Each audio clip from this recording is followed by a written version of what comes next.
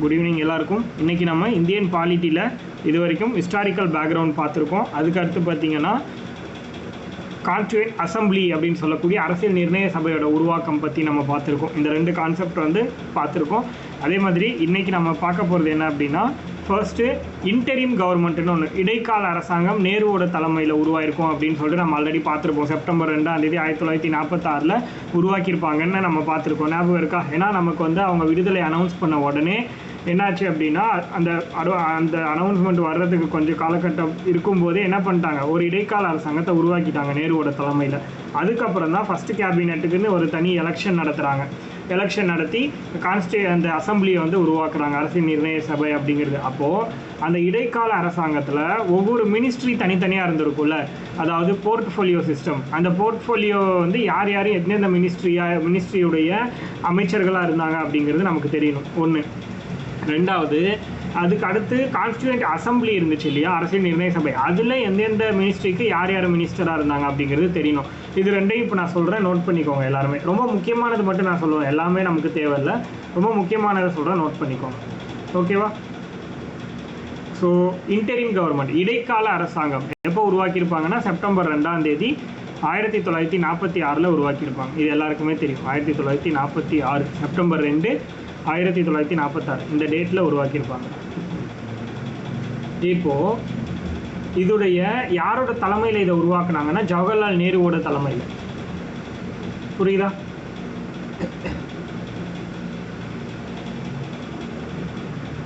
ஜவஹர்லால் நேருவோட தலைமையில் இந்த கமிட்டி, இந்த இன்டரிம் கவர்மெண்ட், இடைக்கால அரசாங்கம் அப்படிங்கிறத உருவாக்கியிருப்பாங்க. ஏன்னா டக்குன்னு ஒரு பார்லிமெண்ட்டையோ இல்லை எதுவுமே உருவாக்க முடியாது, எலெக்ஷன் நடத்தவும் முடியாது. அதனால உடனடியாக ஒரு அரசாங்கத்தை இடைக்காலம்னு உருவாக்கியிருக்காங்க. அதாவது தற்காலிகமானது இடைக்கால அரசாங்கம்னா. அது அடுத்த எலெக்ஷன்லாம் நடத்தி நீங்கள் புதுசாக ஒரு கவர்மெண்ட்டை சூஸ் பண்ணுற வரைக்கும் இது கவர்மெண்ட் மாதிரி ரன் ஆகும், அவ்வளோதான்.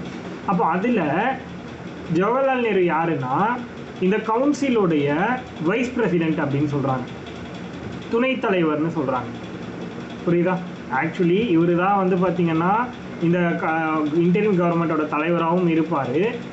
புரியுதா? அதே மாதிரி எக்ஸ்டர்னல் அஃபேர்ஸ், வெளியுறவுத்துறை மற்றும் காமன்வெல்த் ரிலேஷன், வெளியுறவுத்துறை, அதாவது சிம்பிளாக எழுதிக்கோங்க, வெளியுறவுத்துறைக்கான அமைச்சராக இருந்தது ஜவஹர்லால் நேரு. புரியுதா? இந்த கவுன்சிலுக்கு தலைவராகவும் துணைத் தலைவராகவும் வெளியுறவுத்துறை அமைச்சராகவும் இருந்தது யார் அப்படின்னா ஜவஹர்லால் நேரு. External affairs.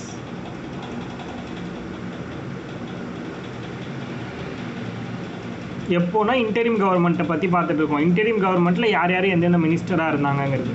அடுத்தது சர்தார் வல்லபாய் பட்டேல். சர்தார் வல்லபாய்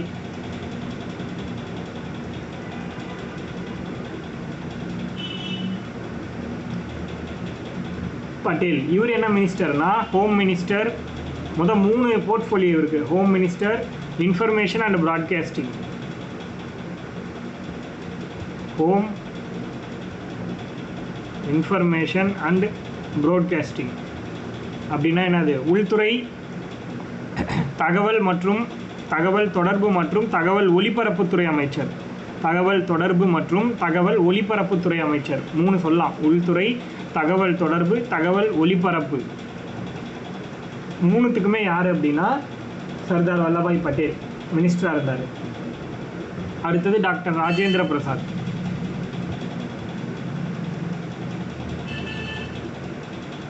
டாக்டர் ராஜேந்திர பிரசாத்.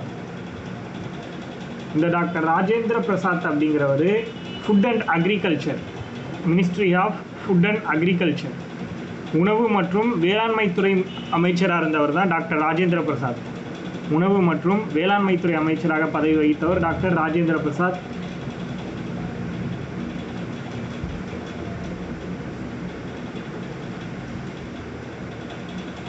அடுத்தது doctor John Mathai.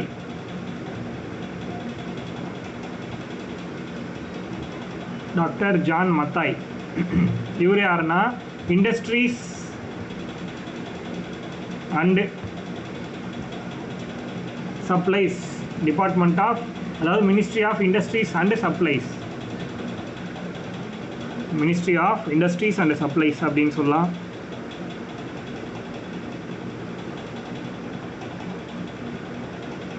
Industries and supplies. So Jagjivan Ram போட்டிருப்பீங்க. லேபருக்கு, டிஃபென்ஸ்க்கு சர்தார் பல்தேவ் சிங். அதுக்கு அடுத்து பார்த்தீங்கன்னா C H Bhabha, works, mines and power. அடுத்தது லியாகத் அலி கான், ஃபினான்ஸ் மினிஸ்டர். இவர் வந்து தன்னோட பதவியை தவறாக பயன்படுத்தியிருப்பார். ஏன்னா முஸ்லீம்ஸை வந்து முஸ்லீம் கலந்துக்க விரும்பலை. அப்படி இருந்தும் ஒரு சிலர் மட்டும் கலந்துக்கிட்டு கலங்கப்படுத்த நினச்சாங்க இந்த டைமில். ஏன்னா அவங்களுக்கு பாகிஸ்தானுங்கிற கோரிக்கை தான் ரொம்ப முக்கியமானது முஸ்லீமை பொறுத்த வரைக்கும் அந்த டைமில். லியாகத் அலி கான் வரைக்கும் எழுதிட்டீங்கன்னு நினைக்கிறேன். ஃபினான்ஸ், நிதி, அதாவது ஆமாம், நிதித்துறை அமைச்சர். அடுத்தது railways and transport. Railways and transport யாருன்னா Asaf Ali. Asaf Ali railways and transport minister. Asaf Ali அதாவது ரயில்வே துறை மற்றும் போக்குவரத்து துறை.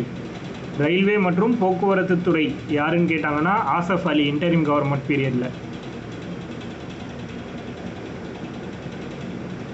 ரயில்வேஸ் அண்ட் டிரான்ஸ்போர்ட், ரயில்வே துறை மற்றும் போக்குவரத்து துறை.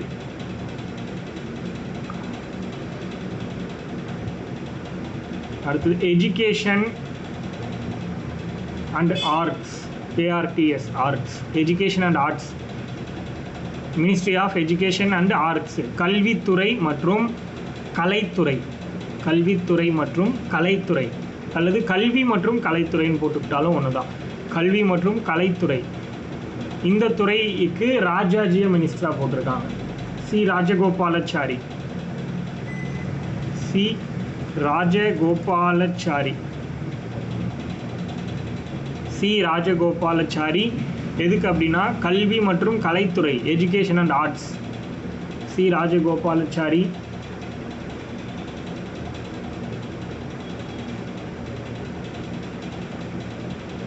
அடுத்து லா மினிஸ்டர்.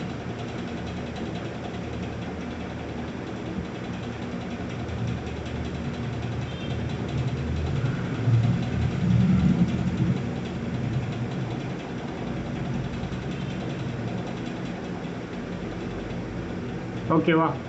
லா மினிஸ்டர் யாருன்னா ஜோகேந்திரநாத் மாண்டல். லா மினிஸ்டர் ஜோகேந்திரநாத் மாண்டல். மண்டல்னு சொல்லுவாங்க, ஜோகேந்திரநாத் மண்டல். லா மினிஸ்டர், சட்டத்துறை அமைச்சர் யார் அப்படின்னா ஜோகேந்திரநாத் மாண்டல்.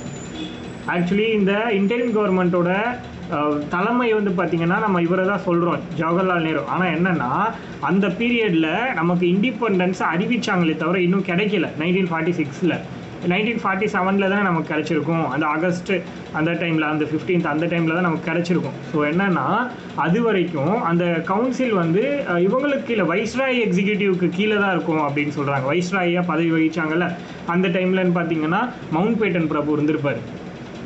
அப்போது அதுதான் சொல்ல வராங்க, அந்த கவுன்சில் தான் வந்து அதுக்கு தலைமை, இவர் வந்து வைஸ் பிரசிடென்ட் தான் அப்படிங்கிற மாதிரி சொல்லுவாங்க. புரியுதா? அது ஜஸ்ட் தெரிஞ்சுக்கோங்க போதும். Law minister Jogendranath Mandal. அடுத்தது ஃபஸ்ட்டு கேபினட். 1947 ஃபஸ்ட்டு கேபினட், முதல் கேபினட் அமைச்சகமில் யாரெல்லாம் சேம் மினிஸ்டராக இருந்தாங்க அதை நோட் பண்ணிக்கோங்க. 1947. That means first cabinet means என்ன சொல்ல வராங்க அப்படின்னா, ஃபஸ்ட்டு நம்ம இதை சொல்கிறோம் இல்லையா, ஒரு எலெக்ஷனை நடத்தி கான்ஸ்டியூண்ட் அசம்பிளின்னு ஒன்று உருவாக்குனாங்களா, அரசியல் நிர்ணய சபைன்னு. அதாவது ஒரு பாராளுமன்றம், பார்லிமெண்ட் மாதிரி அதுதான் செயல்பட்டுச்சு. எப்போது உண்மையான பாராளுமன்றம்னு சொல்லக்கூடிய இப்போ இருக்கிற பார்லிமெண்ட் உருவாக்குற வரைக்கும் 1950 வரைக்கும் இதுதான் பார்லிமெண்ட்டாக செயல்பட்டுச்சு. புரியுதா? அது நமக்கு எல்லாருக்கும் ஆல்ரெடி தெரியும். அப்போது அதில் இருந்த மினிஸ்டர்ஸ் யார் அப்படிங்கிறது தெரியணும். அப்போ அது ஃபஸ்ட்டு கேபினட் அப்படின்னு போட்டுக்கோங்க. First cabinet. இதில் ஜவஹர்லால் நேரு அவர் வந்து பிரைம் மினிஸ்டராக போடுறாங்க. அவரை ஃபஸ்ட்டு கேபினெட்டில் பிரதமராக ஜவஹர்லால் நேரு இருக்கார். அதே மாதிரி அங்கே பார்த்த மாதிரி தான் எக்ஸ்டர்னல் அஃபேர்ஸ், வெளியுறவுத்துறை அமைச்சராகவும் இவர் தான் இருக்கார். ஓகேவா?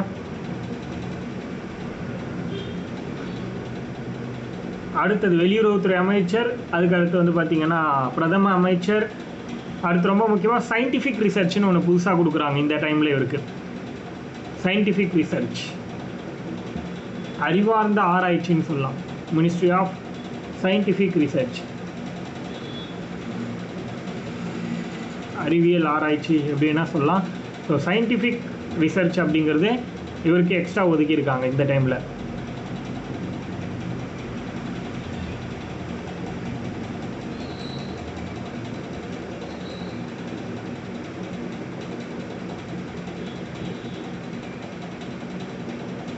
அதே மாதிரி சர்தார் வல்லபாய் பட்டேலுக்கு வந்து பார்த்திங்கன்னா அங்கே என்ன இருந்துச்சு, ஹோம் இன்ஃபர்மேஷன் ப்ராட்காஸ்டிங், அதாவது உள்துறை அமைச்சர், தகவல் தொடர்புத்துறை மற்றும் தகவல் ஒலிபரப்புத்துறை, இது எல்லாமே பார்த்துருப்போம். கரெக்டாக? அது இதே தான் இங்கேயும், வேறு எதுவும் கிடையாது.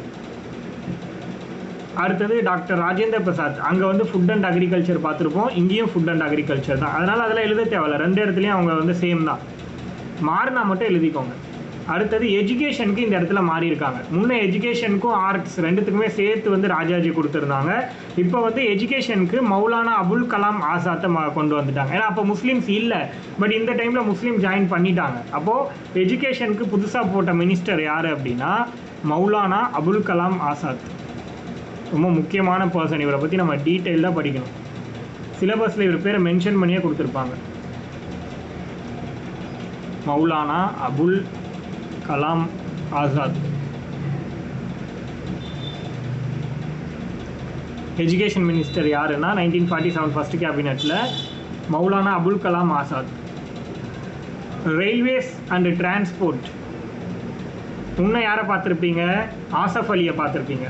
ரயில்வேஸ் அண்ட் டிரான்ஸ்போர்ட்டுக்கு முன்னே பார்த்தது ஆசஃப் அலி. பட் இங்கே யாருன்னா doctor John Matthai. Doctor John Matthai railways and டிரான்ஸ்போர்ட்டுக்கு மாற்றிட்டாங்க. 1946 வந்து ஜான் மத்தாய் என்னவா இருந்தாங்க, இண்டஸ்ட்ரீஸ் அண்ட் சப்ளைஸில் இருந்தாங்க 1946. 1947 அவங்கள என்னவா மாற்றிட்டாங்கன்னா ரயில்வேஸ் அண்ட் டிரான்ஸ்போர்ட்டுக்கு மாற்றிட்டாங்க. அடுத்தது ஃபினான்ஸ். ஃபினான்ஸ் மினிஸ்டர் முன்னே யாரை பார்த்துருப்போம், நம்ம லியாகத் அலி கான் ஒருத்தரை பார்த்துருப்போம். ஃபினான்ஸ் மினிஸ்டர் அவர் ஒழுங்காக நடத்தலை, நிறைய அதிகமாக வந்து வரி அதிகமாக விதிக்கிறது, இந்த மாதிரி நிறைய மோசமான நடவடிக்கைகள் எல்லாம் கையில் எடுத்தார். அதனால் அவரை தூக்கிட்டு புதுசாக ஃபினான்ஸ் மினிஸ்டர் கொண்டு வராங்க. ஆர்கே சண்முகம் ஷெட்டின்னு ஒருத்தரை கொண்டு வராங்க. ஆர்கே சண்முகம் ஷெட்டி. ஆர்கே சண்முகம் ஷெட்டிங்கிறவரை புது மினிஸ்டராக கொண்டு வராங்க ஃபினான்ஸ்க்கு இந்த டைமில். அடுத்தது லா மினிஸ்டர், அங்கே வந்து ஜோகேந்திரநாத் மாண்டல்னு எழுதியிருப்பீங்க. இங்கே வந்து டாக்டர் B.R. அம்பேத்கர். லா மினிஸ்டரையும் மாற்றிடுறாங்க, டாக்டர் B.R. அம்பேத்கர்.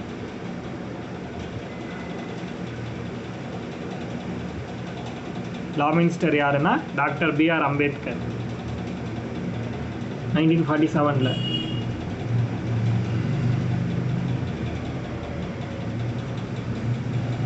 அடுத்தது லேபருக்கு அதே ஜக்ஜீவன் ராம் தான், அங்கே என்னவோ அதே தான். டிஃபென்ஸ்க்கு அதே சர்தார் பல்தேவ் சிங் தான், அதுவும் மாற்றம் இல்லை.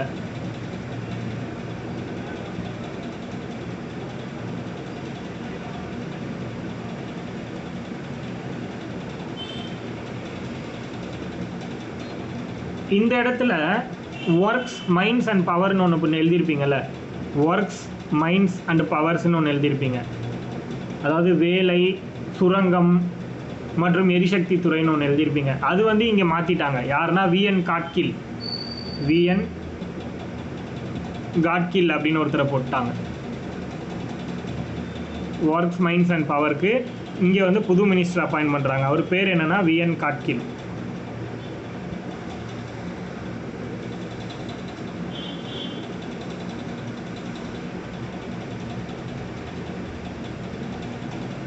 அடுத்து இண்டஸ்ட்ரீஸ் அண்ட் சப்ளைஸ்க்கும் இங்கே புதுசாக மாற்றிட்டாங்க.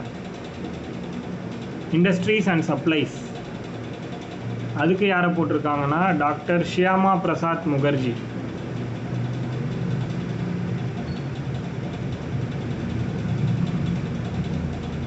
இண்டஸ்ட்ரீஸ் அண்ட் சப்ளைஸ்க்கு டாக்டர் ஷியாமா பிரசாத் முகர்ஜி. கமெண்ட்டில் இருக்கு பாருங்கள்.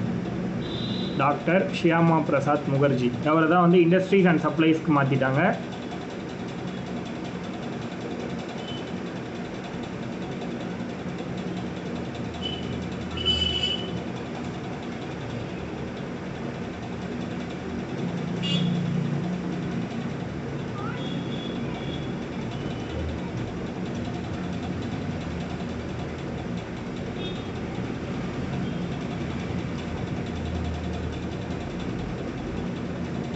அடுத்தது கம்யூனிகேஷனுக்கு வந்து கிட்வாய்னு ஒருத்தரை போட்டிருக்காங்க. இந்த டைமில் கம்யூனிகேஷனுக்கு கிட்வாய் அப்படின்னு ஒருத்தரை போட்டிருக்காங்க. தகவல் தொடர்பு.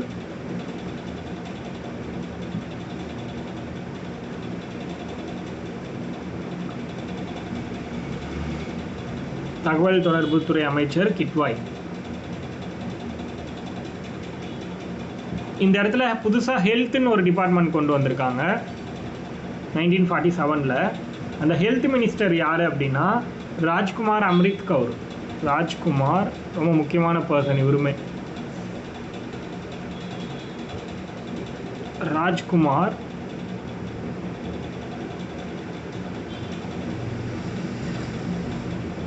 அம்ரித் கவுர். ஹெல்த் மினிஸ்டர் யாருன்னா ராஜ்குமார் அம்ரித் கவுர்.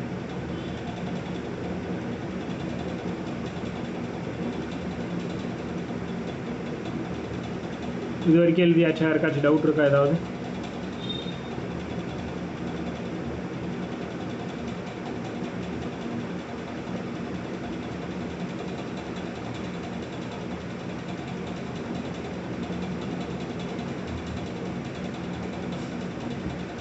எனிஒன் டவுட் ஏதாச்சும் இருக்கா? டவுட் இருந்தால் கேட்கலாம். இல்லை அப்படின்னா அப்படியே அடுத்தது ஸ்டார்ட் பண்ணிக்கலாம்.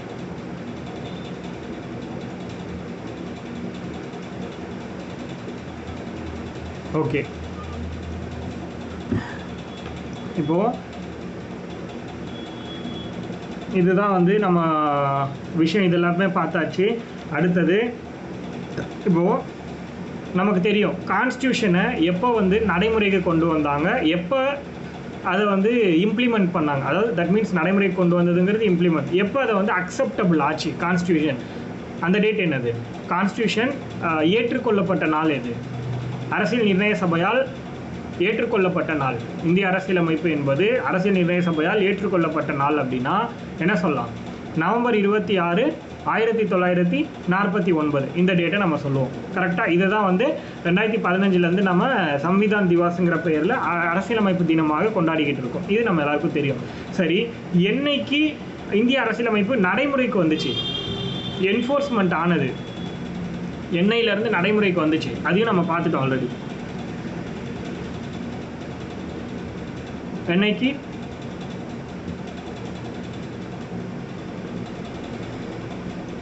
ஜனவரி 26, 1950. கரெக்டாக இது எல்லாருக்குமே தெரியும். Super super. அப்போது இது ஏற்றுக்கொள்ளப்பட்டு நடைமுறை ஆகிறதுக்கு கிட்டத்தட்ட அந்த ஒரு குறிப்பிட்ட நாட்கள் மாதங்கள் வந்து காலம் ஆயிருக்கு. அப்படின்னா ஏன் அந்த டேட், அந்த காரணமாச்சு ஏன் இந்த டேட்டில் அதை கொண்டு வந்தாங்க அப்படின்னா 1929 லாகூர் காங்கிரஸ் செஷன் ஒன்று நடந்துச்சு. புரியுதுங்களா? லாகூர் காங்கிரஸ் செஷன் கேள்விப்பட்டிருக்கீங்களா? லாகூர் காங்கிரஸ் மாநாடுன்னு சொல்லுவாங்க. லாகூர் காங்கிரஸ் செஷன் 1929 ஜவஹர்லால் நேருவோட தலைமையில் நடந்திருக்கும். அப்போது அவங்க என்ன பிளான் பண்ணுறாங்கன்னா, இது வந்து டிசம்பர் மாதம் நடக்கும். கரெக்டாக டிசம்பர் 31 இந்த மாநாட்டில் வந்து ஒரு அறிவிப்பு ஒன்று வெளியிடுறாங்க. 1929 டிசம்பர் 31 ஒரு அறிவிப்பு வெளியிடுறாங்க. வரப்போகிற ஜனவரி 26 1930 அந்த வருஷம் 29 அடுத்து 1930 இல்லையா, இந்த டேட்டை பூர்ண ஸ்வராஜ் டேவாக கொண்டாடணும் அப்படின்னு பிளான் பண்ணுறாங்க. அது என்ன பூர்ண ஸ்வராஜ் டே அப்படின்னா, நம்ம எல்லாருக்கும் சுதந்திரம் கிடைத்து விட்டது அப்படின்னு ஒரு நம்மளே நம்பி ஒரு நாடு முழுக்க ஒரு சந்தோஷமான ஒரு பேரணி நடத்துகிற மாதிரி சந்தோஷப்பட்டுக்கிட்டு, அதுதான் பூர்ண ஸ்வராஜ் அப்படின்னு சொல்கிறாங்க. பூர்ண ஸ்வராஜ் டே அப்படின்னு சொல்லிட்டு அந்த டேவாக இந்த நாளை அனௌன்ஸ் பண்ணுறாங்க. அதே மாதிரி நல்லபடியாக அந்த டேவை கொண்டாடியும் முடிக்கிறாங்க. அதனால தான் நவம்பர் 26 அரசியலமைப்பு உருவாக்கப்பட்டாலும் கூட அது நடைமுறைப்படுத்துறது இந்த டேட்டில் நடைமுறைப்படுத்துனாங்க. புரியுதா? ஸோ அது ஒரு முக்கியமான பாயிண்ட், அதையும் தெளிவாக நோட் பண்ணிக்கோங்க. மற்றபடி ஓரளவுக்கு உங்களுக்கு தெரியும். சேம் இது வந்து இப்போ அரசியலமைப்புங்கிறது நமக்கு தெரியும். உருவாக்குனப்போ 8 அட்டவணை இருந்துச்சு. இப்போ ப்ரெசெண்டாக 12 அட்டவணை இருக்குது ஷெடியூல்ஸ் அப்படின்னு பார்த்தோம்னா. ஆர்டிகல்ஸ்னால் உருவாக்குனப்போ 390+ தான் இருந்துச்சு, 395 அந்த மாதிரி இருந்துச்சு. இப்போ வந்து 470 கிட்ட போயிடுச்சு. அதே மாதிரி தான் என்னது ஷெடியூலு ஆர்டிகல் பார்ட் பகுதிகள் வந்து பார்த்திங்கன்னா ஃபஸ்ட்டு எவ்வளோ இருந்துச்சு, இப்போ வந்து ப்ரெசென்ட்டாக நமக்கு வந்து பகுதிகள் அப்படின்னா 22 இருந்துச்சு. அதுக்கு முன்னாடி வந்து 18 கிட்ட இருந்துச்சு, அவ்வளோதான். ஸோ இந்த கான்செப்ட் எல்லாமே நமக்கு வந்து தெரிஞ்ச விஷயந்தான். கரெக்டாக இது எல்லாமே நம்ம வந்து இதுக்கு முன்னாடியே பார்த்தது தான். இப்போ இதை டீப்பாகவும் நம்ம பார்க்க தான் போகிறோம். அது அடுத்த கட்ட விஷயம். இப்போது இது எல்லாமே நடைமுறைக்கு வந்தது எப்போ அப்படின்னா ஜனவரி 26, 1950. பட் ஆனால் ஒரு 2 விஷயம் மட்டும் இந்திய அரசியலமைப்பு ஏற்றுக்கொள்ளப்பட்ட அப்போவே நடைமுறைக்கு வந்துருச்சு. அந்த 2 விஷயம் என்ன, அது கேள்வியில் கேட்பாங்க. புரியுதா? இந்திய அரசியலமைப்பு அதாவது எப்போ வந்து கான்ஸ்டியூஷன் ஏற்றுக்கொள்ளப்பட்டுச்சு, அக்செப்டன்ஸ் ஆச்சு அப்படின்னா நவம்பர் 26, 1949. அந்த டேட்லேயே ஒரு 2 விஷயம் மட்டும் எனாக்ட்மெண்ட் நடைமுறைப்படுத்திட்டாங்க. அந்த 2 விஷயம் என்ன அப்படின்னு பார்த்தீங்கன்னா, ஒன்று சிட்டிசன்ஷிப் குடியுரிமை. மீது எதுவுமே இந்த டைமில் நடைமுறை ஆகலை. புரியுதா? இந்த 2 விஷயம் மட்டும், சிட்டிசன்ஷிப் குடியுரிமைங்கிறது. அடுத்து வந்து பார்த்திங்கன்னா தேர்தல் முறை, எலெக்ஷன், குடியுரிமை, தேர்தல். இந்த 2 விஷயம் மட்டும் அந்த டைமில் இம்ப்ளிமெண்ட் பண்ணிட்டாங்கன்னு சொல்கிறாங்க. நவம்பர் 26லேயே இதை இம்ப்ளிமெண்ட் பண்ணிட்டாங்க. அந்த பாயிண்ட் ரொம்ப முக்கியம்.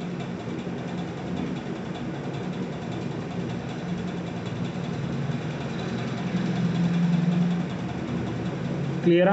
எந்த 2 விஷயம் மட்டும் நவம்பர் 26, 1949 இம்ப்ளிமெண்ட் ஆயிடுச்சு அப்படின்னா சிட்டிசன்ஷிப், எலெக்ஷன். இதுக்கு டேட்லாம் நீங்கள் பார்க்கணுன்னு அவசியம் கிடையாது.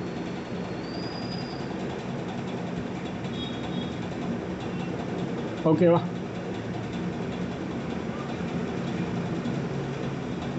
அடுத்தது மீதி எல்லாமே எப்போ வந்து இம்ப்ளிமெண்ட் ஆகுது அப்படின்னு பார்த்தீங்கன்னா ஜனவரி 26, 1950 தான். டேட் மீன்ஸ் நீங்கள் இதுவே எடுத்துக்கலாமே, நவம்பர் 26, 1950 தானே சொல்கிறேன் நான். ஏன்னா அப்போ தானே நம்ம அரசியலமைப்பை வந்து ஏற்றுக்கொள்ளப்பட்டுச்சு அரசியல் நிர்ணய சபையால். அப்போ அந்த நாளில் இருந்தே இது 2 மட்டும் நமக்கு வந்து நடைமுறைப்படுத்திட்டாங்க அப்படின்னு எடுத்துக்கலாம்.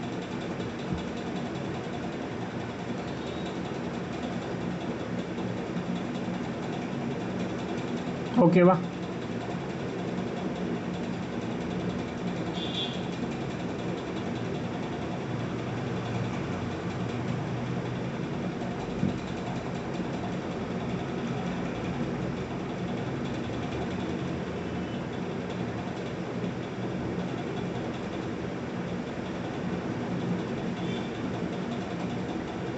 அடுத்து நம்ம கான்ஸ்டியூஷன் மேலே இருந்த கிரிட்டிசிசம்லாம் என்னென்ன, அதாவது கிரிட்டிசிசம்னா என்ன சொல்லலாம், விமர்சனங்கள் என்னெல்லாம் வச்சாங்க அப்படின்னு தெரிஞ்சுக்கலாம். ஜஸ்ட் இது தெரிஞ்சுக்கோங்க, இதை எழுதணும் அப்படிங்கிற அவசியமெல்லாம் கிடையாது.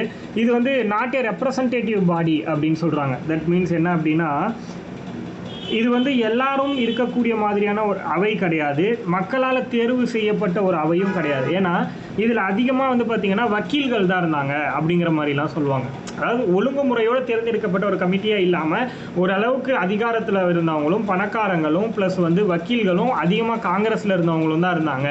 அதனால் இது வந்து ஒரு என்ன சொல்கிறது அப்படின்னா ஒரு பிரதிநிதித்துவமான அவையாக இல்லை அப்படின்னு சொல்லிட்டு சொல்கிறாங்க, ரெப்ரசன்டேட்டிவ் பாடியாக இல்லை அப்படின்னு.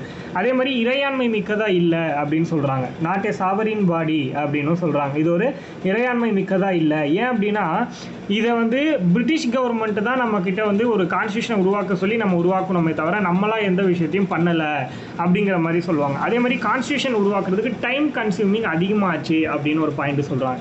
கிரிட்டிசிசம் விமர்சனத்தில் இது ஒரு வார்த்தையாக சொல்கிறாங்க. கான்ஸ்டியூஷன் ரெடி பண்ணுறதுக்கு 2 வருஷம் 11 மாதம் 18 நாள் ஆயிருக்கு அப்படின்னா இது என்னது அப்படிங்கிற மாதிரி ஒரு கேள்வி கேட்குறாங்க. அதுவுமே ஒரு பெரிய கிரிட்டிசிசமாக வைக்கிறாங்க. வெறும் டாமினேட்டட் பை காங்கிரஸ், இதில் இருக்கிற எல்லாருமே காங்கிரஸில் இருக்கிறவங்களாவே இருக்காங்க அப்படின்னு ஒரு பிரச்சனை. லாயர் பொலிட்டீஷியனோட டாமினேஷன் அதிகமாக வந்து லாயர்ஸும் சட்டம் படித்தவங்களும் பொலிட்டீஷியன்ஸும் தான் இதில் இருக்காங்க, சாதாரண மக்கள் யாருமே இல்லைன்றாங்க. அதே மாதிரி டாமினேட்டட் பை இந்துஸ், மேக்ஸிமம் இதில் இருக்கிற எல்லாருமே இந்துக்களாக இருக்காங்க அப்படிங்கிற மாதிரிலாம் நிறைய பிரச்சனை வந்திருக்கு. ஓகேவா? ஸோ இப்போ கான்ஸ்டியூண்ட் அசம்பிளியை பொறுத்த வரைக்கும் சில இம்பார்ட்டன்ட் ஃபேக்ட்ஸை நோட் பண்ணிக்கோங்க. என்ன அப்படின்னா, இந்த கான்ஸ்டியூண்ட் அசம்பிளியோட சீல் வந்து என்ன அப்படின்னா, சீல் சிம்பிள்னு சொல்லலாம். என்ன சிம்பிளை வந்து இவங்க அடாப்ட் பண்ணாங்கன்னா யானை, எலிஃபேண்ட். இதை வந்து நோட் பண்ணியிருப்பீங்கன்னு நினைக்கிறேன். பண்ணிட்டீங்கன்னா எழுத வேண்டாம், ஆல்ரெடி எழுதிருந்தீங்கன்னா ஓகே. இவங்களோட சிம்பிள் என்ன அப்படின்னு கேட்டாங்கன்னா எலிஃபெண்ட். கான்ஸ்டியூஷனுடைய அட்வைசர் யாரு? அது சொல்லியாச்சா? கான்ஸ்டியூஷனோட அட்வைசர்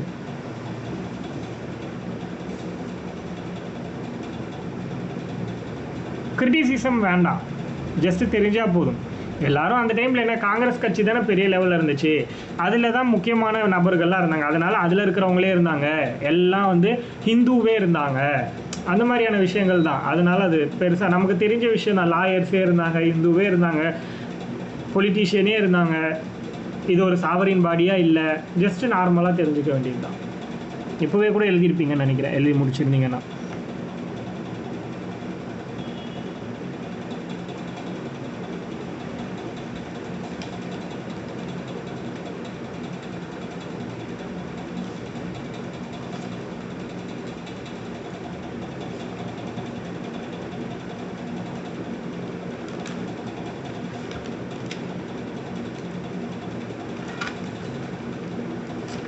ஓகேவா? அடுத்தது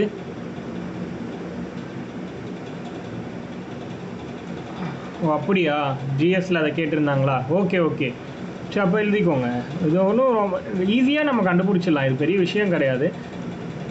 ஏன்னா மற்ற இப்போ அமெரிக்காவுடைய கான்ஸ்டியூஷன்லாம் எடுத்துக்கிட்டிங்க அப்படின்னா ரொம்ப சின்னது. மொத்தமாகவே ஒரு என்ன சொல்லுவாங்க, ஒரு 2 ஆர்டிக்கல் தான் இருக்குதுன்னு சொல்லுவாங்க மொத்தமாகவே, அவ்வளோதான் அமெரிக்கன் கான்ஸ்டியூஷன். ஆனால் இந்தியன் கான்ஸ்டியூஷனுங்கிறது ரொம்ப அதிகமாக இருக்குது, ரொம்ப பெருசாக இருக்குது. அதே வேர்ல்டுலேயே லென்த்தியஸ்ட் கான்ஸ்டியூஷன்னா அது இந்தியன் கான்ஸ்டியூஷன் தான். பட் அதை உருவாக்குறதுக்கு ரொம்ப டைம் கன்சியூம் ஆகிருக்கு. அது ஒரு பெரிய குற்றச்சாட்டாக வைக்கிறாங்க இந்த இடத்துல. So dominated by Congress, dominated by Hindus, lawyer பொலிட்டீஷியனோட domination, not a representative body, not a sovereign body, இறையாண்மை மிக்கதாக இல்லை. இந்த அளவுக்கு தான், வேறு எதுவும் கிடையாது. இதை மெயின்ஸில் கேட்பாங்க, ப்ரிலிம்ஸ்க்கு அந்த அளவுக்கு இம்பார்ட்டன்ஸ் கிடையாது, ஆனால் மெயின்ஸில் கேட்பாங்க. அடுத்தது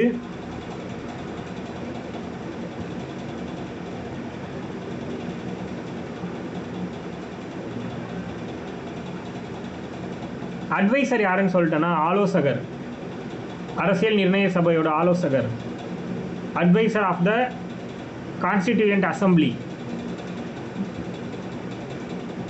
PN Rao, super.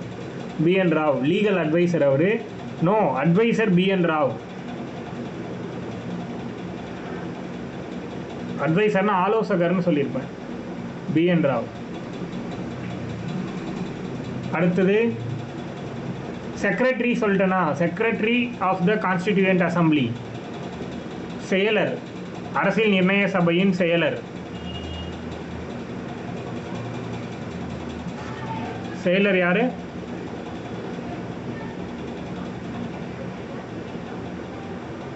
HVR Iyengar. செயலர் யாருன்னா HVR ஐயங்கார். இவர் தான் வந்து பார்த்தீங்கன்னா secretary of the constituent assembly, இந்திய அரசியலமைப்பு நிர்ணய சபையின் செயலர் யாருன்னு கேட்டாங்கன்னா HVR Iyengar.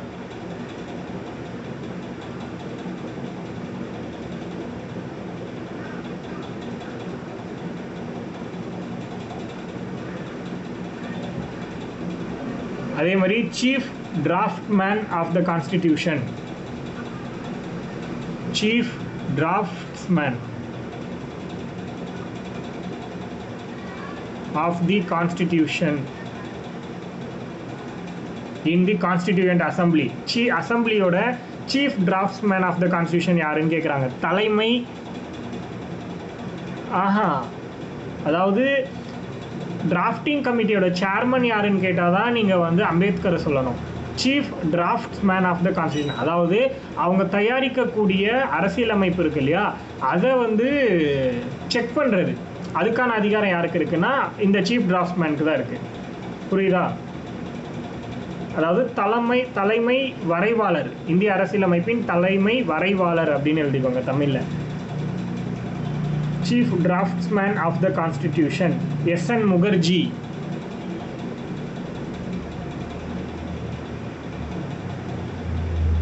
SN Mukherjee.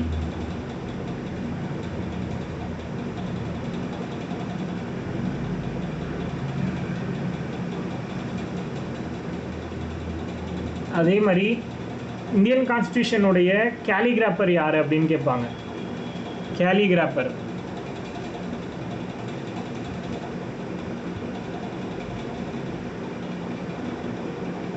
Calligrapher frame Behari Naren Raizada. Frame Behari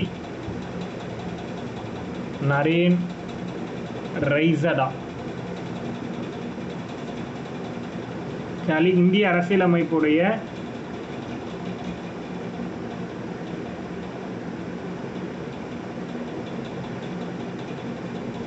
என்ன சொல்றது, கையெழுத்து பிரதி எடுத்தவர், இந்திய அரசியலமைப்பை கையெழுத்து பிரதி எடுத்தவர் யார் அப்படின்னா கையால் எழுதினது, அதான் கேலிகிராஃபர்னு சொல்லலாம். பிரேம் பெஹாரி நரேன் ரைசடா. இந்திய அரசியலமைப்பு கையெழுத்து பிரதி யாரோடது அப்படின்னா இந்தியில் எழுதினது.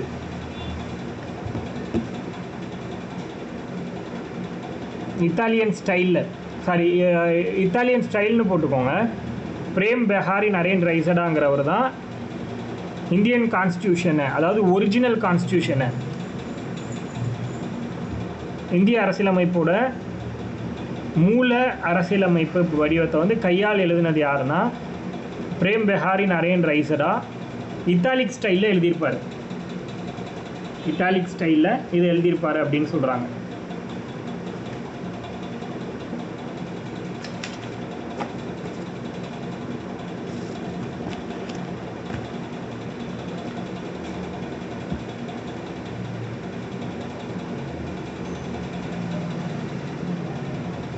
அதே மாதிரி அவர் எழுதின அந்த கான்ஸ்டியூஷனை யார் வந்து அழகுபடுத்தினதுன்னு கூட கேள்வி கேட்பாங்க. அதுக்கும் ஒருத்தர் இருக்கார், ராம் மனோகர் சிங்கா. 2 பேர் மொத்தம்.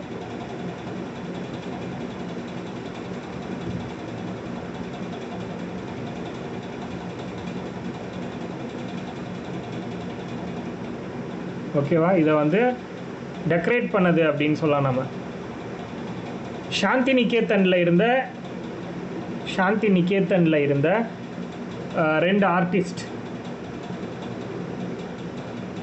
அலங்கரிக்கப்பட்டது. இந்திய அரசியலமைப்பு யாரால் அலங்கரிக்கப்பட்டது அப்படின்னா தாகூர் இருக்கார் இல்லையா, ரவீந்திரநாத் தாகூர், அவரோட சாந்தி நிகேதனில் ஒர்க் பண்ணக்கூடிய 2 ஆர்டிஸ்ட், 2 கலைஞர்கள், அவங்க தான் இதை அழகுபடுத்தியிருக்காங்க.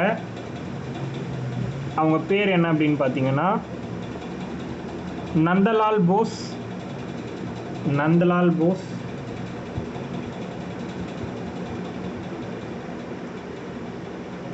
அடுத்து பெயோஹர் ராம் மனோகர் சிங்கா. பெயோஹர் ராம் மனோகர் சிங்கா. இவங்க 2 பேரும் தான் இதை வந்து அழகுபடுத்தியிருக்காங்க அப்படின்னு சொல்லலாம், அல்லது அலங்கரிச்சிருக்காங்க. இந்திய அரசியலமைப்போட மூலப்பதிப்பை அலங்கரித்தவங்க.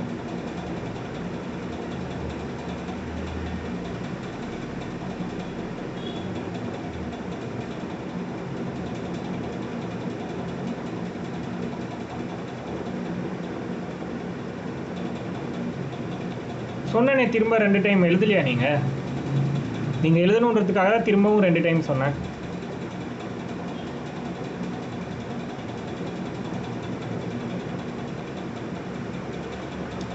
சரி, நான் சொல்கிறேன், எழுதுங்க. இப்போதைக்கு இதை எழுதிட்டு இருங்க, நான் சொல்கிறேன்.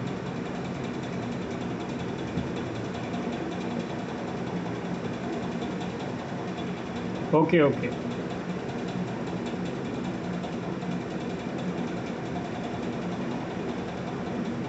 அடுத்தது இத்தாலிக் ஸ்டைலில் எழுதினது யார் அப்படின்னு நம்ம பார்த்துட்டோம், பிரேம் பெஹாரி நரேன் ரைசடா. அதுவே ஹிந்தியில் யார் கேலிகிராஃபி அப்படின்னா இந்தியன் கான்ஸ்டியூஷனுடைய இந்தி கேலிகிராஃபி யாருன்னு தெரியணும். இந்தியில் கையால் எழுதினது யார் இந்திய அரசியலமைப்பை அப்படின்னா வசந்த் கிருஷன் வைத்யா. வசந்த்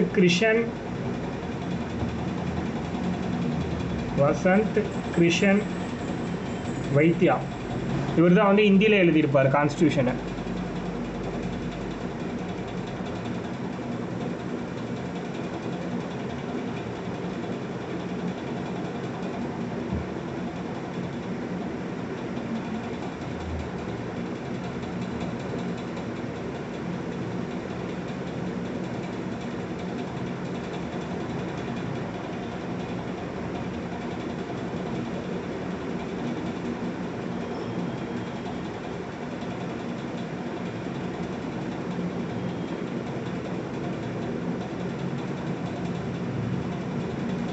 ஓகேவா? அடுத்தது Hindi text of the constitution அப்படின்னு போட்டுக்கோங்க.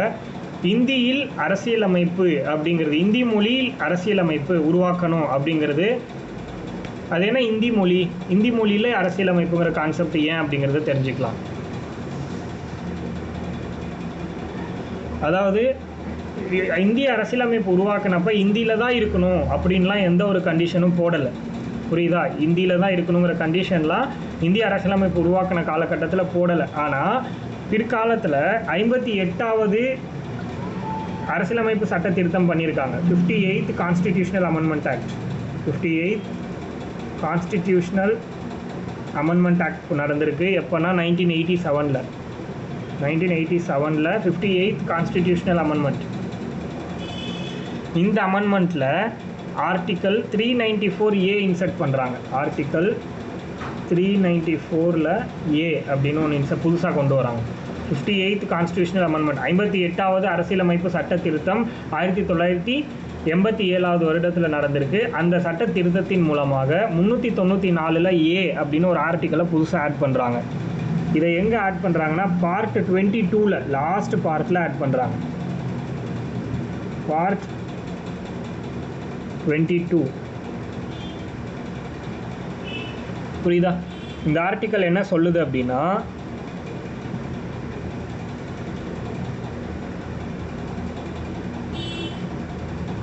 ஒவ்வொரு இந்திய அரசியலமைப்போட சட்ட திருத்தம் ஒவ்வொன்றும் பண்ணும்போது இங்கிலீஷில் தான் பண்ணுவாங்க. அது கண்டிப்பாக ஹிந்திலையும் டிரான்ஸ்லேட் பண்ணணும் அப்படிங்கிறத கட்டாயமாக்கியிருக்காங்க. அதுதான் இந்த ஆர்டிக்கல். புரியுதா?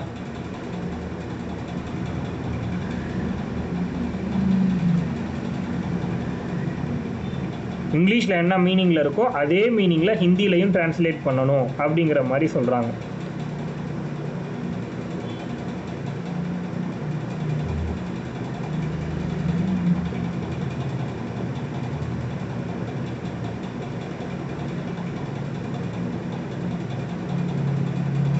கிளியரா? இதில் ஏதாவது டவுட் இருக்கா? எழுதிக்கோங்க. இந்திய அரசியலமைப்பின் விமர்சனங்கள், criticism of the constituent assembly. Criticism of the constitution assembly. அதில் ஃபஸ்ட்டு நாட் ஏ ரெப்ரசன்டேட்டிவ் பாடின்னு போட்டுக்கோங்க. நாட் ஏ ரெப்ரசன்டேட்டிவ் பாடி. அவர் சொன்ன மாதிரி கேட்குறதுக்கு வாய்ப்புகள் இருக்கலாம். ஏன்னா சமீபத்தில் கேள்விகள் எப்படி கேட்குறான்னு நம்மளால் சொல்ல முடியறதில்ல. அதனால் எழுதிக்கோங்க. நாட் ஏ ரெப்ரசன்டேட்டிவ் பாடி. அதாவது இந்திய அரசியலமைப்புங்கிறது பிரதிநிதித்துவ அவையாக இல்லைன்னு சொல்கிறாங்க. ஏன் அப்படின்னா அது மக்களால் தேர்ந்தெடுக்கப்படலை. அது மக்களால் தேர்ந்தெடுக்கப்பட்ட பிரதிநிதிகளால் தேர்ந்தெடுக்கப்படுறாங்க. ஏன்னா 10 லட்சம் பீப்புளுக்கு ஒரு வேட்பாளர்னு நம்ம தேர்ந்தெடுத்து அது மூலமாக அவங்களுக்குள்ளேயே ஓட்டு போட்டு 389 பேரை நம்ம கொண்டு வரோம். அதுதான் அரசியல் நிர்ணய சபை அப்படிங்கிறது. பட் அதில் மக்களால் தேர்ந்தெடுக்கப்படலைங்கிறது ஒரு குற்றமாக இருக்குது. அது ஒரு விஷயமாக மென்ஷன் பண்ணுறாங்க. அடுத்தது 2வது, not a sovereign body. Not a sovereign body, அதாவது இறையாண்மை மிக்கதாக இல்லை, இறையாண்மை மிக்கதாக இல்லை. காரணம் என்னென்னா, இந்த ப்ரப்போசல், அதாவது நீங்கள் இந்தியாவுக்கு அரசியலமைப்புன்னு ஒன்று உருவாக்கணும்னு சொன்னது பிரிட்டிஷ் கவர்மெண்ட் தான். நமக்கா அந்த அறிவுலாம் வரல. அதனால இது இறையாண்மை மிக்கதாக கிடையாது. அவங்க ஏதோ சொல்லிட்டாங்கன்றதுனால நம்ம அவசரமாக எல்லாத்தையும் பண்ணிக்கிட்டு இருக்கோம் அப்படிங்கிற மாதிரி சொல்லிட்டாங்க. அடுத்தது டைம் கன்சூமிங். ரொம்ப நேரங்கள், அதிக நாட்கள் எடுத்துக்கிச்சு அப்படின்னு சொல்கிறாங்க. இந்திய அரசியலமைப்பு உருவாக்குறதுக்கு அதிக நாட்கள் எடுத்துக்கிச்சின்னு சொல்கிறாங்க. அதனால் இந்திய அரசியலமைப்பை தயாரித்தவங்க யார்? டிராஃப்டிங் கமிட்டி, வரைவு குழு அப்படின்னு சொல்கிறோம் நம்ம. கரெக்டாக? வரைவு குழு அப்படின்னு சொல்கிறோம். ஆனால் அந்த வரைவு குழுவை ஒருத்தர் கிரிட்டிசைஸ் பண்ணுறார். இதே கான்ஸ்டியூஷன் அசம்பிளியில் இருக்கக்கூடிய ஒரு மெம்பர், இந்திய அரசியல் நிர்ணய சபையில் இருக்கக்கூடிய ஒரு மெம்பர் என்ன சொல்கிறார் அப்படின்னா, இது டிராஃப்டிங் கமிட்டி கிடையாது, இது வரைவு குழு கிடையாது, இது ஒரு என்ன சொல்கிறாரு, ட்ரிஃப்டிங் கமிட்டின்னு சொல்கிறாரு. டிராஃப்டிங் கமிட்டி கிடையாது, ட்ரிஃப்டிங் கமிட்டி அப்படின்னு சொல்கிறாரு. புரியுதா? ட்ரிஃப்டிங் கமிட்டி அப்படின்னா என்னென்னா, இது ஒரு சர்க்கிள் குழு அப்படின்ற மாதிரி சொல்கிறாங்க. மிதந்து செல்லக்கூடிய ஒரு குழு. புரியுதுங்களா? இது டிராஃப்டிங் கமிட்டி கிடையாது. This is not a drafting committee, it's called A drifting committee அப்படிங்கிற மாதிரி சொல்கிறாரு. அதாவது இது வரைவு குழுலாம் கிடையாது, இது ஒரு மிதத்தல் குழு அல்லது அலைவுறும் குழு. மற்ற நாடுகளோட அரசியலமைப்பை வந்து அலைஞ்சி திரிஞ்சு தேடி அதை எடுத்துகிட்டு வந்து ஒட்ட வச்சுட்டு இருக்காங்க. அது மாதிரி ஒரு மாதிரி கேவலமாக சொல்கிறது, மோசமாக சொல்கிறது அப்படின்னு சொல்லலாம். இதை சொன்னது யாருன்னா நஸ்ருதீன் அகமத்.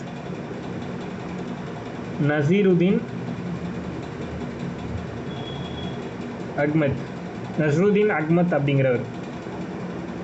அதாவது டிராஃப்டிங் கமிட்டிங்கிறது ட்ரிஃப்டிங் கமிட்டி அப்படின்னு சொன்னது யாருன்னா நசீருதீன் அகமத்.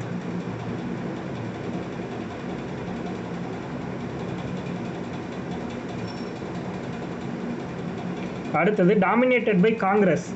காங்கிரஸில் இருக்கிறவங்களே அதிகமாக இருக்காங்க, மற்ற யாருமே இல்லை அப்படின்னு சொன்னது. டாமினேட்டட் பை காங்கிரஸ், அதாவது காங்கிரஸில் இருக்கிறவங்க தான் அதிகமாக இருக்காங்க, வேறு யாருமே இல்லை அப்படிங்கிற மாதிரி ஒரு பாயிண்ட் சொல்கிறாங்க. இதுக்கு அமெரிக்காவை சேர்ந்த ஒரு அரசியல் நிபுணர் ஒரு கண்டென்ட் சொல்கிறாரு.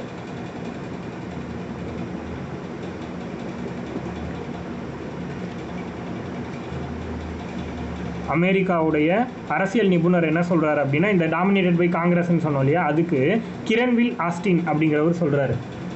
கிரன்வில் ஆஸ்டின் இவர் என்ன சொல்கிறாரு அப்படின்னா, இது டாமினேட்டட் பை காங்கிரஸ் அப்படிங்கிறதுக்கு அவர் சொன்ன ஒரு reference.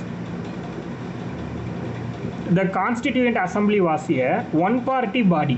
The Constitution Assembly was a one-party body. புரியுதா? The Constitution Assembly was a one-party body.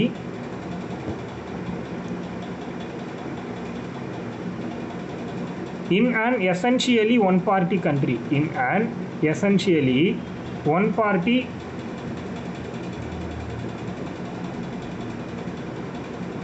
in an one-party essentially one-party country. புரியுதா? Constituent Assembly was a one-party body in an essentially one-party country. ஒரு நாட்டில் இருக்கிற ஒரே கட்சி அப்படிங்கிற மாதிரி, அடிப்படையில் ஒரு கட்சி ஒரு நாட்டில் இருக்கக்கூடியது அப்படிங்கிற மாதிரி ஒரு கட்சி அமைப்பாக தான் இது இருக்குது. The Assembly was the Congress and the Congress was India. புரியுதா? அடிப்படையில் பார்க்கும்போது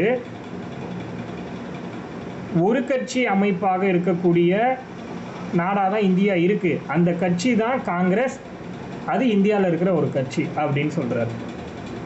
சிம்பிளாக இதை சொன்னது யார் அப்படின்னா கிரன்வில் ஆஸ்டின்ங்கிற ஒரு அமெரிக்க அரசியல் அமைப்பு நிபுணர், அமெரிக்க அரசியல் நிபுணர் அப்படின்னு சொல்லலாம். புரியுதா? The Constituent Assembly was a one-party body in an essentially one-party country. The Assembly was the Congress and the Congress was India. அடிப்படையில் ஒரு கட்சி நாட்டில்,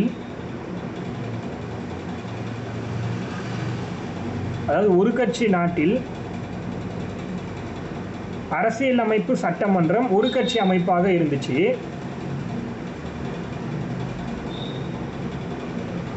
அந்த சட்டமன்றம் காங்கிரஸ் மற்றும் காங்கிரஸ் என்பது இந்தியா அப்படிங்கிற மாதிரி ஒரு கோட் கொடுக்குறாரு.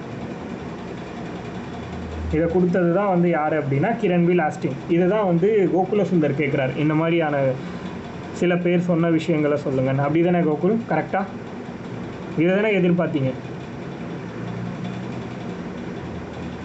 நஸ்ருதீன் அகமத் ஆல்ரெடி போட்டனே, நசீருதீன் அகமத்ன்னு போட்டிருக்கேன் பாருங்க.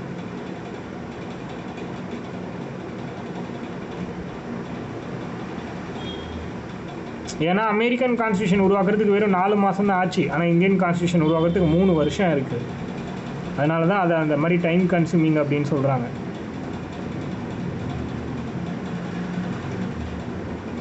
அடுத்தது லாயர் பொலிட்டீஷியன் டாமினேஷன். அது யாருமே சொல்லலை, சாவரின் பாடிலாம் யாருமே சொல்லலை. அது வந்து நார்மலாக வந்த ஒரு கிரிட்டிசிசம், அது தனி நபர் யாரும் அதை பற்றி பேசலை.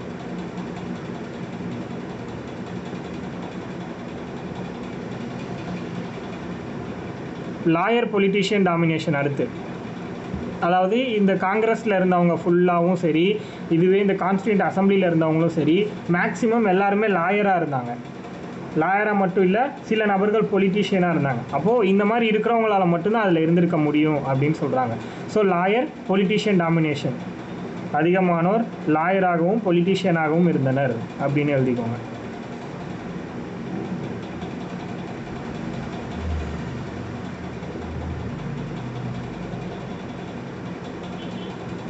அடுத்தது டாமினேட்டட் பை ஹிந்துஸ். லாஸ்ட்டாக டாமினேட்டட் பை ஹிந்துஸ்.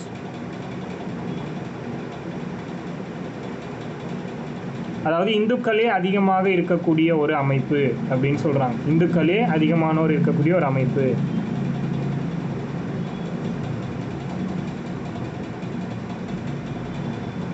அதனால் இதை வந்து என்ன சொல்கிறாங்கன்னா எ பாடி ஆஃப் இந்துஸ் அப்படின்னு சொல்கிறாங்க. எ பாடி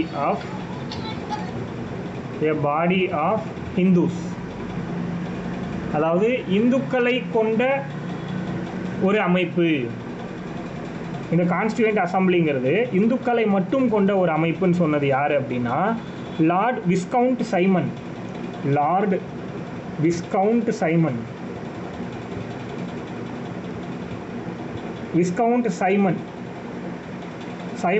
விஸ்கவுண்ட் சைமன் பிரபு அப்படின்னு சொல்லலாம். இவர் லார்ட் விஸ்கவுண்ட் சைமன். இவர் தான் சொல்கிறாரு a body of Hindus.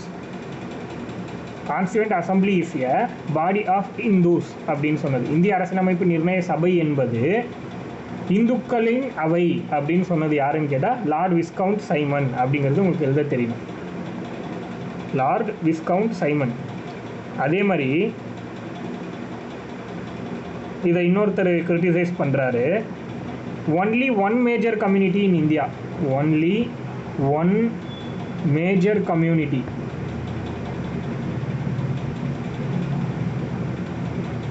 In India அப்படின்னு சொல்கிறார் ஒருத்தர்.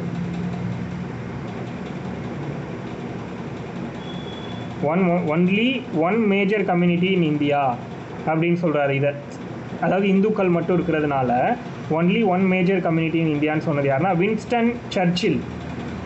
வின்ஸ்டன் சர்ச்சில்ங்கிறவர் சொல்கிறாரு. Only one major community in India அப்படின்னு சொன்னது இந்தியாவில் ஒரே ஒரு பெரிய சமூகம். அதுதான் இந்திய அரசியல் நிர்ணய சபை அப்படின்னு சொன்னது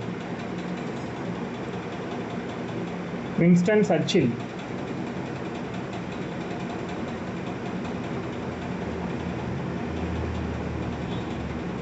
இதுதான் கிரிட்டிசிசம். புரியுதா?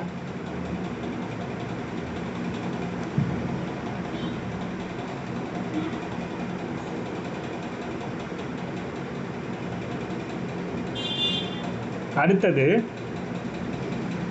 இந்த கான்ஸ்டியூண்ட் அசம்பிளியில் மொத்தமாக எத்தனை பேர் இருந்தாங்கன்னு நம்ம சொன்னோம். இந்திய அரசியல் நிர்ணய சபையில் மொத்தமாக எத்தனை பேர் சொல்லுங்கள் பார்ப்போம். எத்தனை பேர் மொத்தமானு? இந்திய அரசியல் நிர்ணய சபையில் மொத்தமாக எத்தனை பேர்? 389 மெம்பர்ஸ்ன்னு நம்ம பார்த்தோம் இல்லையா? ஞாபகம் இருக்கா எல்லாருக்கும்? அந்த 389ல் how many womens are there? எத்தனை பெண்கள் இருந்தாங்க?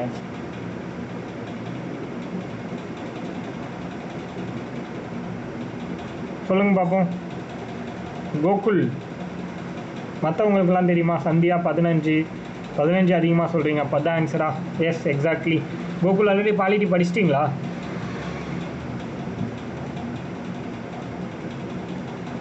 Okay, super.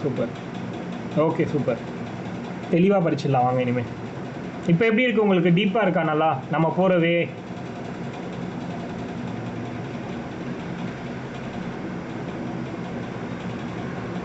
Gokul and Lokesh சொல்லுங்கள். நம்ம போகிறவே உங்களுக்கு எப்படி இருக்குது? நீங்கள் லோகேஷ் ஆல்ரெடி அட்டன் பண்ணியிருப்பீங்க.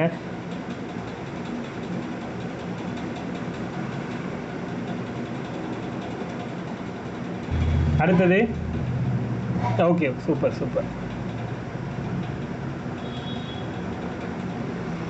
ஓகேவா? அடுத்தது அந்த 15 பேரில் சென்னையை சேர்ந்தவங்க யார் யாருன்னு சொல்கிறோம், நோட் பண்ணிக்கோங்க. இப்படி தான் கேள்வி வரும். எப்படி கேட்பாங்க தெரியுமா? ஆட் ஒன் அவுட்டில் விமன்ஸில் கான்ஸ்டியூண்ட் அசம்பிளியில் 15 விமன்ஸ் இருந்தாங்கன்றது சொல்கிறீங்க. அதில் சென்னையில் பொருந்தாதவங்க யார் அப்படின்னு சொல்லிட்டு சூஸ் பண்ண சொல்லி கேட்பாங்க. 4 பேரை கொடுத்து அதில் ஒருத்தவங்க மட்டும் சென்னையை சேர்ந்தவங்களாக இருக்க மாட்டாங்க. அப்படி கேட்கும்போது எழுத தெரியணும். அம்மு சுவாமிநாதன் ஃபஸ்ட்டு. அம்மு சுவாமிநாதன்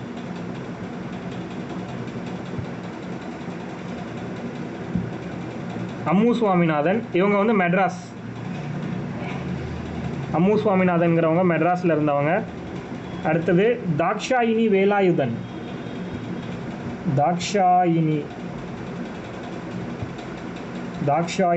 வேலாயுதன் இவங்களும் சென்னை, அதாவது மெட்ராஸ். அம்மு சுவாமிநாதன், தாக்ஷாயினி வேலாயுதன், அடுத்தது G Durgabai. G Durgabai.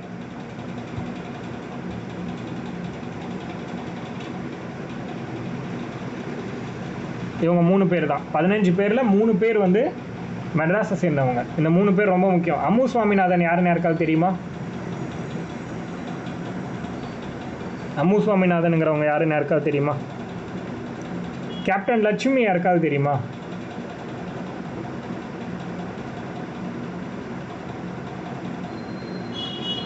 Captain Lakshmi கேள்விப்பட்டிருக்கீங்களா? சுபாஷ் சந்திர போஸோட டீமில் வந்து ஒரு இதோட லீடராக இருப்பாங்க ஆர்மியில், இந்தியன் ஆர்மியில்.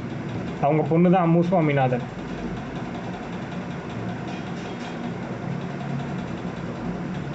சரி, இதை பற்றி நம்ம அப்புறமா பார்க்கலாம். அதுக்கடுத்து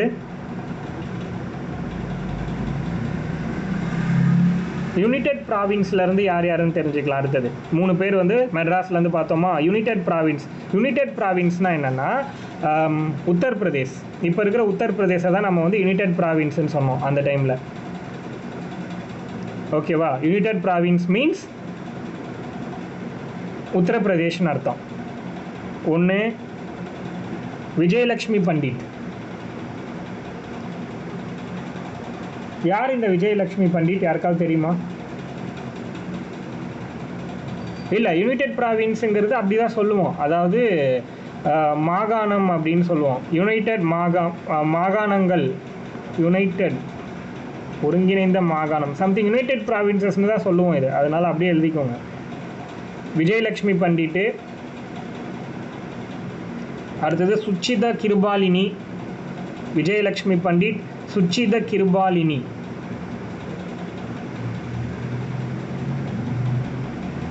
one of the leader in Congress மட்டும் கிடையாது, அவங்க இன்னொரு நேருவுடைய சிஸ்டர் அவங்க. சுச்சிதா கிருபாலினி.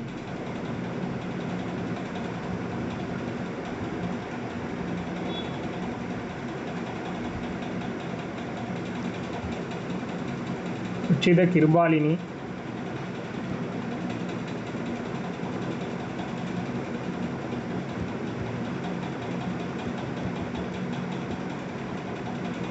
நேருவோட கூட பிறந்த தங்கச்சி தான் யாருன்னா விஜயலக்ஷ்மி பண்டிட். அடுத்தது சுச்சிதா கிருபாலினி. இவங்க 2 பேரும் யுனைடெட் ப்ராவின்சஸ் உத்தரப்பிரதேசிலேருந்து சூஸ் பண்ணாங்க. அடுத்தது பூர்ணிமா பானர்ஜி. பூர்ணிமா பானர்ஜி.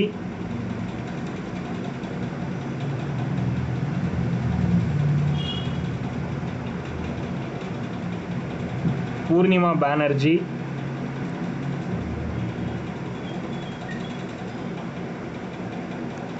கமலா சௌத்ரி.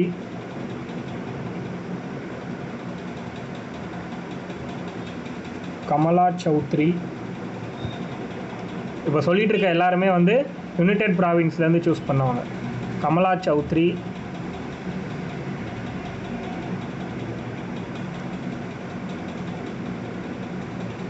அடுத்தது பேகம் ஐசாஸ் ரசூல். இவங்களும் யுனைடெட் ப்ராவின்ஸ். பேகம் ஐசாஸ் ரசூல். தமிழில் அப்படியே எழுதிக்கோங்க, இதெல்லாம் பேர் தான், அந்த பெண்களுடைய பெயர்.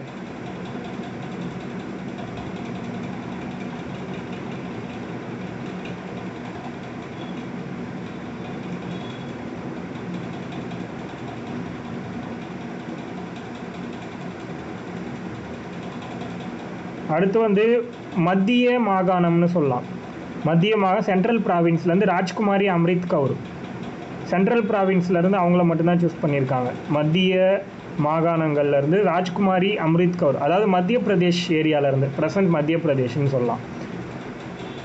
ராஜ்குமாரி அம்ரித் கவுர். ராஜ்குமாரி அம்ரித் கவுர்.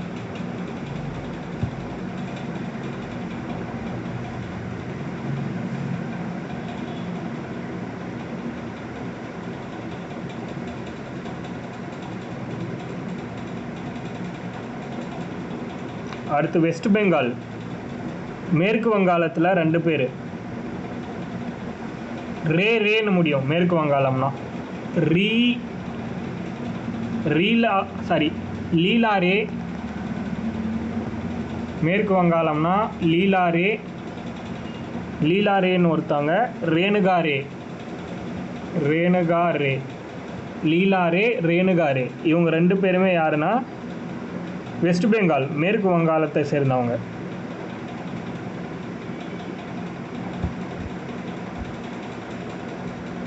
அடுத்து பீகாரில் சரோஜினி நாயுடு. பீகார்ல இருந்து சரோஜினி நாயுடுவை சூஸ் பண்ணியிருக்காங்க.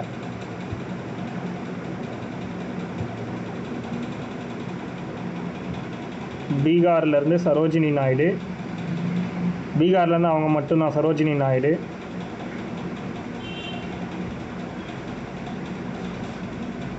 அடுத்து ஒரிஷால இருந்து மாலதி சௌத்ரி. ஒரிஷால மாலதி சௌத்ரி.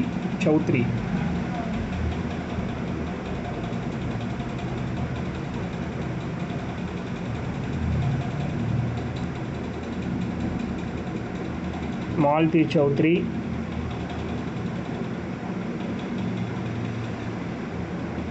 அடுத்தது பார்த்தீங்கன்னா பாம்பேல அன்சா மேத்தா.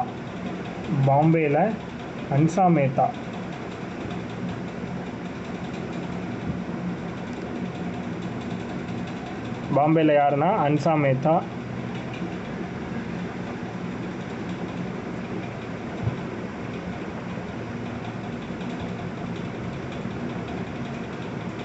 அடுத்து திருவாங்கூர் அண்ட் கொச்சின். திருவாங்கூர்லையும் கொச்சின் அந்த ஏரியாவிலேருந்து, அதாவது இப்போ கேரளா. ஆனி மஸ்காரணி அப்படின்னு ஒருத்தங்க. ஆனி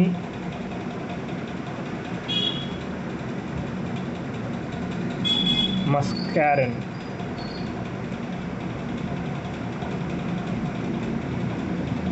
கிறிஸ்டின் நேமா ஆனி மஸ்காரணி. இவங்க தான் மொத்தம் 15 பேர் இருக்காங்களா?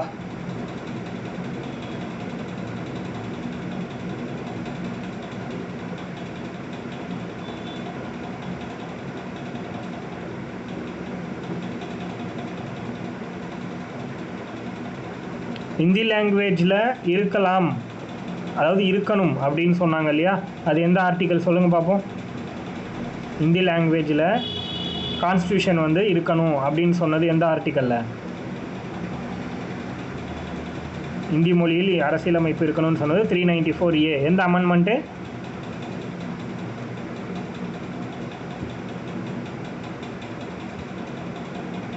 $58th amendment. எந்த வருஷம்?